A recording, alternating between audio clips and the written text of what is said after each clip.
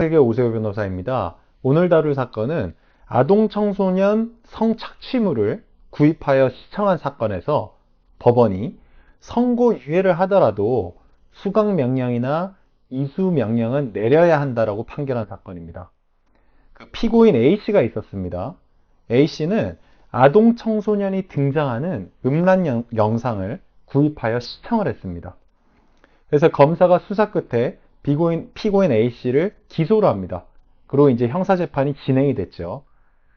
1심 형사 판결에서 피고인 A씨는 자신의 죄를 모두 인정하고 깊이 뉘우친다고 진술을 했습니다.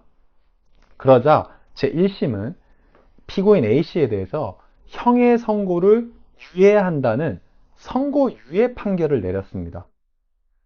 여러분이 집행유예는 많이 들어보셨겠지만 선고유예는 좀 보기가 쉽지 않죠. 그래서 집행유예는 일단 유죄가 인정돼서 형을 선고를 합니다. 근데 형을 선고를 했지만 집행을 유예하는 겁니다.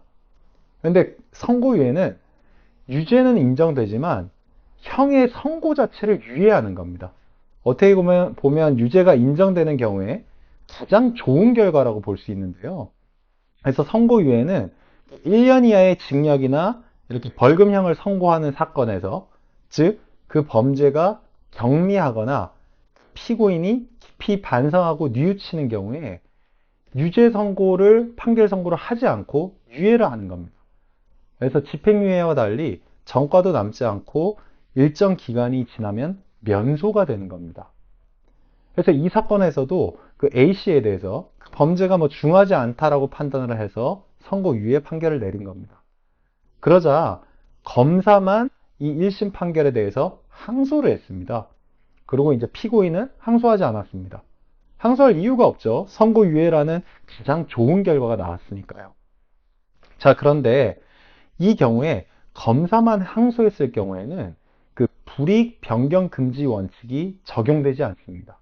자, 그럼 불이익 변경 금지 원칙은 무엇이냐? 이것은 피고인만 항소할 경우에 적용되는 겁니다.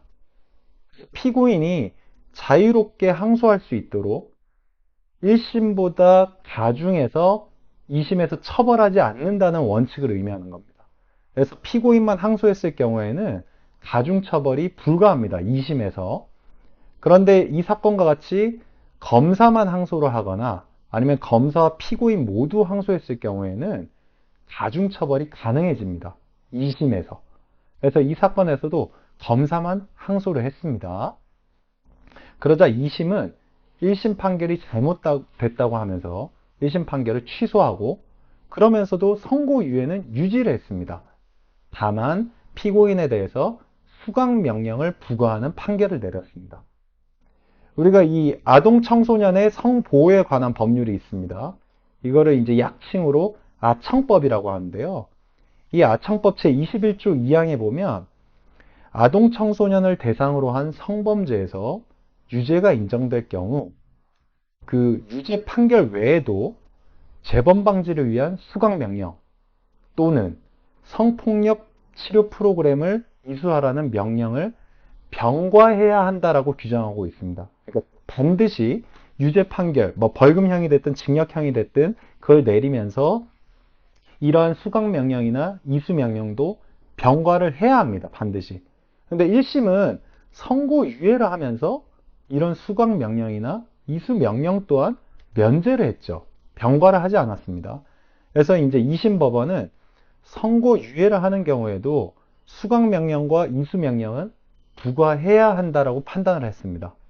그래서 항소심에서는 1심 판결을 취소하고 수강명령을 부과하는 판결을 내린 사건입니다. 소송의 세계 오세호 변호사입니다. 감사합니다.